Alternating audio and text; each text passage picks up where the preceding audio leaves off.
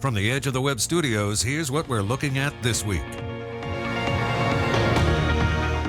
All right, so welcome to the Site Strategics Digital Marketing News Desk. This is the bonus news podcast and video for Edge of the Web Radio episode 340. I'm your host, Aaron Sparks, and joining me this week on the news is Dawn Anderson. She's the Managing Director of Bertie. Dawn, thanks so much for joining us.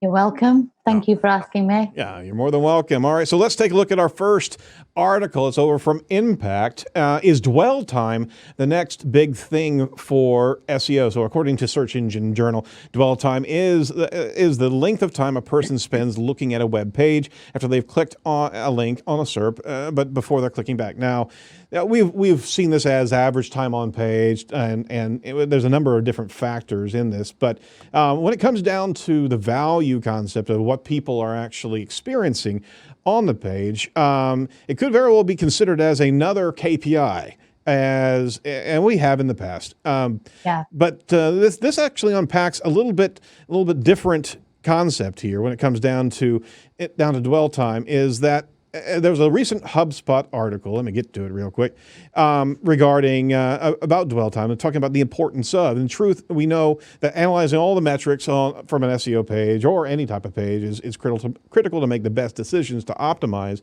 our digital footprint. But the dwell time is a key factor because it's where people are reading, are engaging, are spending time to consume.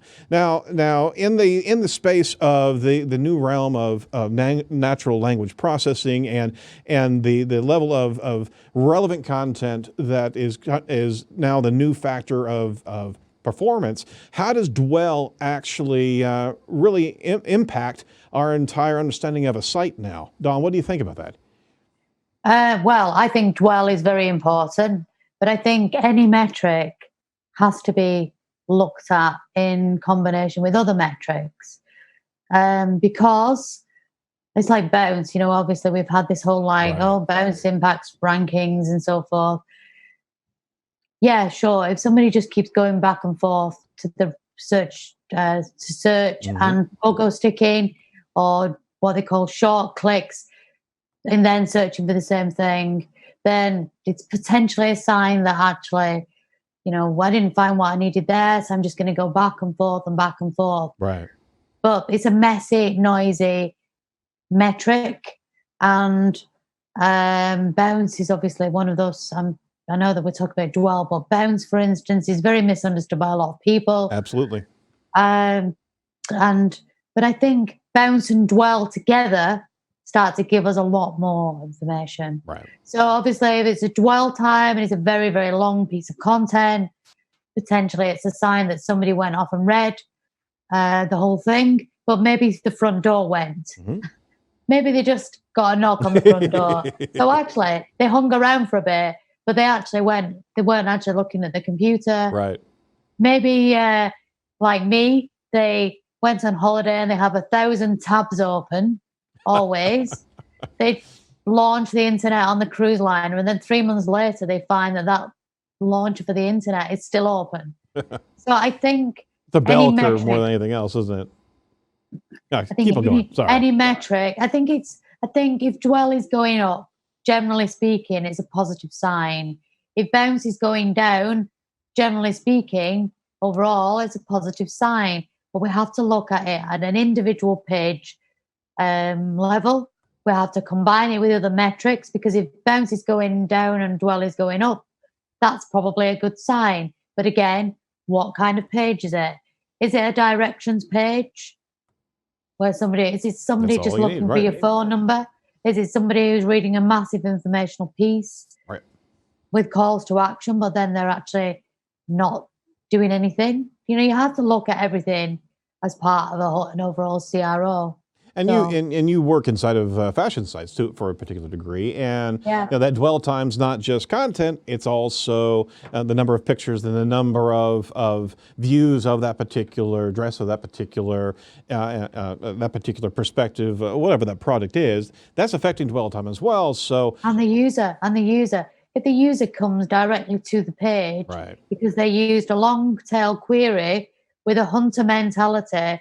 They're looking for black dress, A-line, lace sleeves, workwear, they've probably seen something.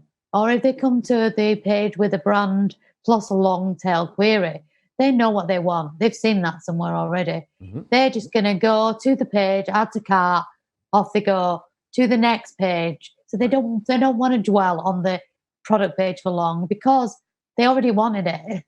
So you can't look at any metric on its own without understanding the intent, the part of the journey that the user is at, looking at all the other combining metrics as a whole. So it's exactly. a little bit of, we have this SEO mentality that looks at a tiny piece of the puzzle and doesn't look at the whole bigger picture. So I have to be careful, I think. Absolutely. Now, even in this article, they say that a good average time on page for dwell is 2 to 3 minutes, but that's not contextual.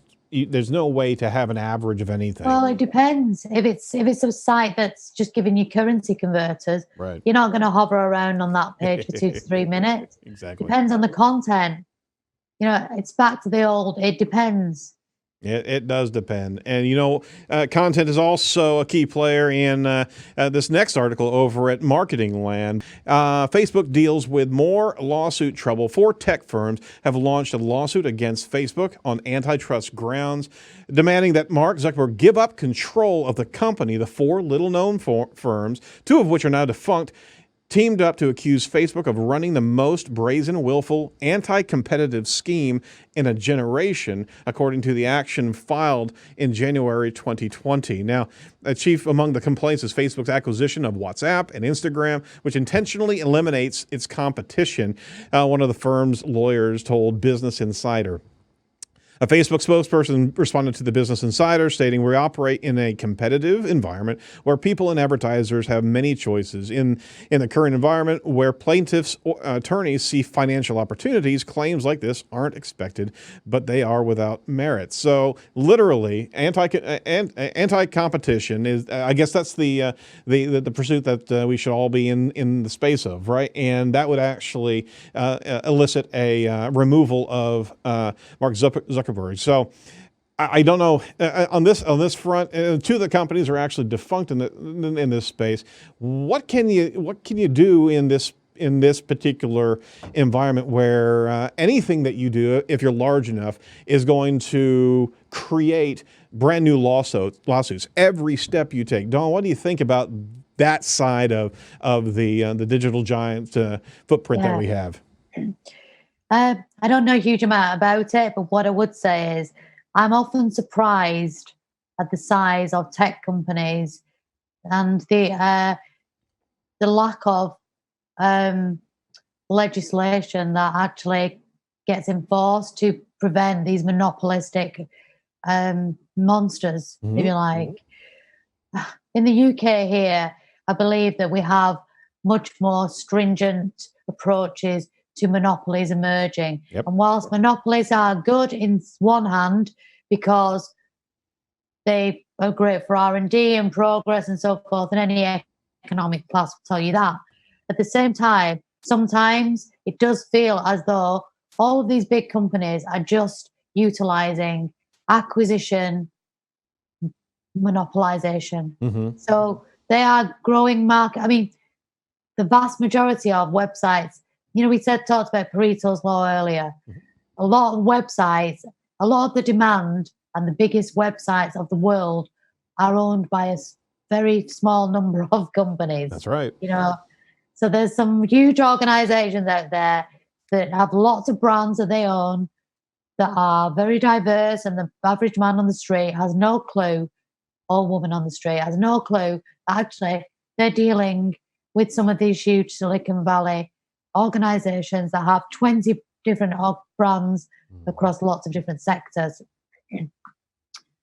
Personally, I think if you're going to try and monopolize environments, you're probably going to get approached and challenged over and over again.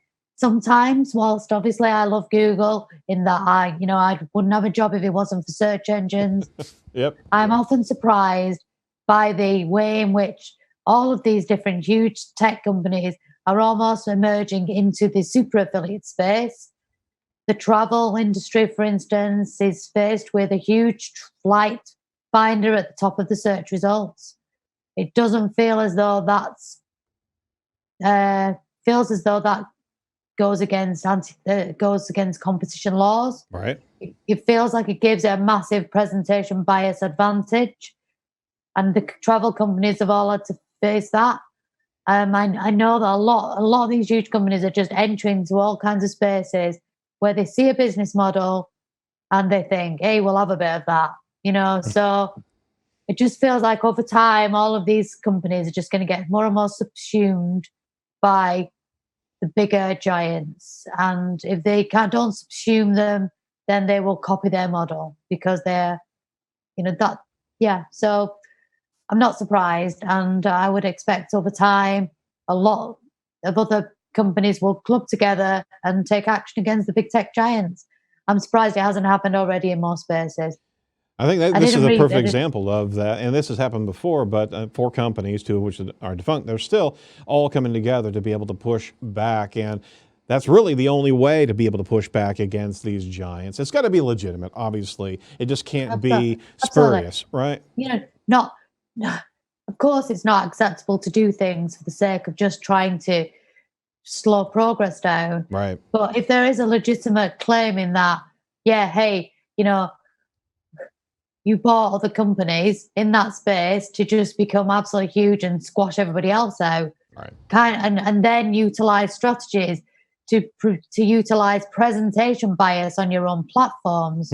Hey, that does feel a bit, like they're taking advantage. Absolutely. But that's a can of worms right there that we could go into. Exactly. Yeah, exactly. Talk about can of worms. Our last article here, and it was a big one, a big doozy, from Search Engine Journal. Matt Southern rolled this one out. Google, web pages with featured snippets won't appear twice on page 1. Google's Danny Sullivan has confirmed that web pages in a featured snippet position, this is very, very important, folks, will no longer be repeated in the regular page 1 organic listing. This is a brand new change rolling out this week, and it will change 100% of all search listings worldwide. So for those of you playing at home, if you do have a featured snippet, right, you're not going to be, quote unquote, double dipping and actually have an organic listing as well as the featured. Now, we've been seeing featured as a huge benefit, a huge value of blessing, basically, by Google, that you have the best information that Google wants to provide its customers. But we also had click traffic. We were wanting to get that traffic going to our site. And just to double down here, Glenn Gabe actually rolled out a recent social media tweet, and on top of that, LinkedIn, regarding the click rate differences. Is that with the removal of featured snippet organic listings, the click traffic was going from a 19% to a whopping 6% with that missing organic listing. All right, so there's the case. Dawn, what do you think about this? Okay, so my thoughts on it are, I think that Google have said that part of the reason why they've done this, or the reason why they've done it, is it's cluttering the search results and causing confusion and distraction for users. Now, obviously, we don't have access to any of Google's data, but they are a website and they will have been analyzing, user behavior on their site, very much like we analyze user behavior on our websites. So, and I can understand that as a user, you probably don't want to go to, if you go on the second result in your mind, because you don't understand the difference between a featured snippet and a position 1, you're not an SEO. You just see one big result, which is your featured snippets are pretty big. They take a fair amount of real estate. And then you see the next one down. Then, for you, that's 2 results. So you've read the top one. Maybe you haven't clicked through. You probably don't want to go and look on the second one in your mind, which is in actual fact the previous first one. Right. So I think, it has been double dipping. I think if users don't like it, then user happiness is supposedly the main concern for search engines. I don't think they'll have done it lightly. I've done it myself where I've gone on the first result, organic one, and thought, oh, I don't want to read that. I've just read it. Right. And I know that there are other things on those pages as well, but then the other thing will meet other queries because we have BERT out there now, which is going to summarize according to queries. So there's potential for you to actually achieve more click-through rate, but across different queries. So I can see people are disappointed. I think it's good actually that big brands are not completely dominating and owning the SERPs. Sure. I think there's more of a challenge in explaining it to clients because of the way that potentially things might be reported on. But I think John cleared that up last week. But yeah, I think that I can understand a lot of people's disappointment, but at the same time, it's a little bit of diversification matters. It is diversification. There was a huge scream of SEOs as you were witnessing over the course of the last 3 or 4 days now. It's huge in the fact from the first impressions of the loss of click traffic, but there was also a question posed to Danny Sullivan about what if you lose your featured snippet as well? What happens with that organic listing? Does it come back automatically, or is that gone as well? And Sullivan actually tweeted back to a particular individual, Alan Blois. I would expect speaking of the organic listing to be featured snippet, you had to rank in the top results. Then we evaluated. Now we have deduplicated. If you don't get featured, deduplication ends. So there is a factor of if it does get removed out of featured, you'd still have that real estate. But boy, that's a scary proposition because there are so many SEOs that were fighting so hard to get those organics. We've lost real estate on the SERP, and now we're going to hold our breath if any point in time our featured disappears, that we're getting that rank back. That's a very stressful space to be in, wouldn't you say? I would, and that's probably not a strategy that I'd approach. I wouldn't probably try and take the chance. Right. I mean, we have to see how things roll out overall. But personally, I wouldn't be doing any blocking of featured.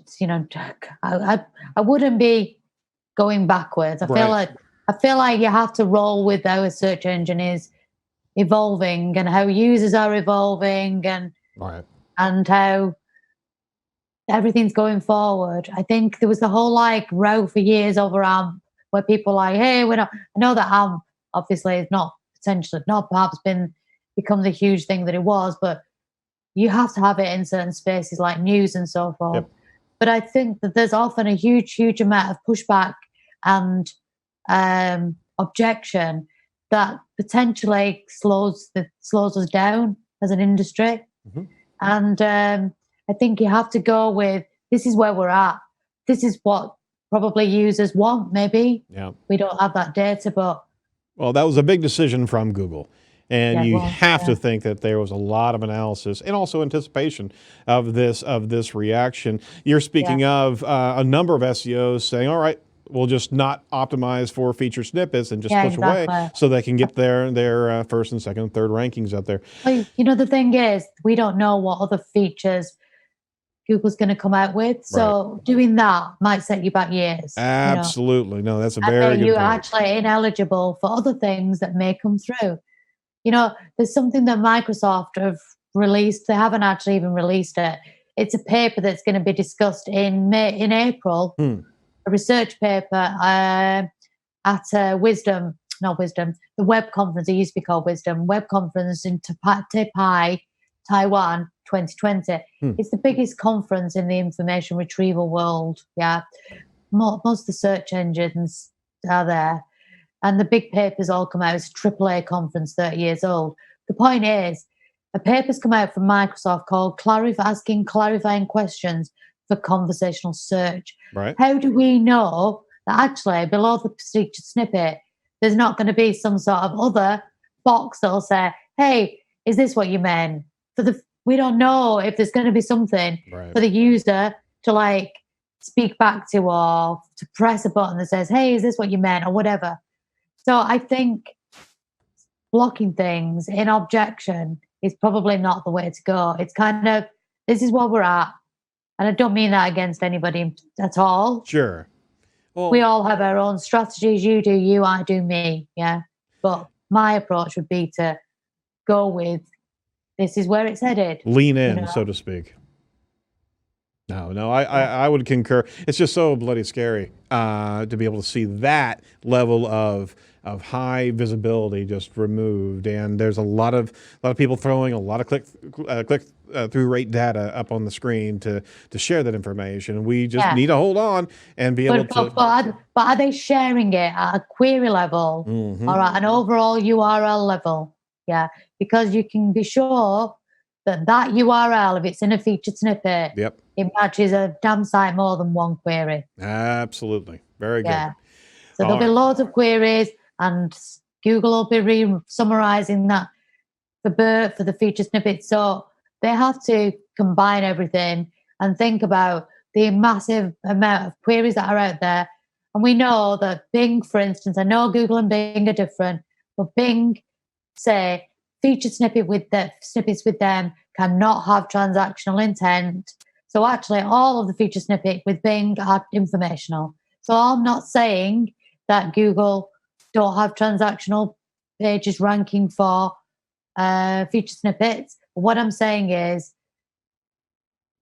the vast majority of them are informational queries, and there is millions of informational queries out there. So maybe go broader with the strategy. There it is. Very good. Yeah. Well, we certainly want to pay attention to this because it's a big one. So check out all the information over at Edge of the Web, and make sure you jump in and watch the upcoming podcast episode with Dawn. We go deep into natural language processing. All right. Thanks so much. Thank you.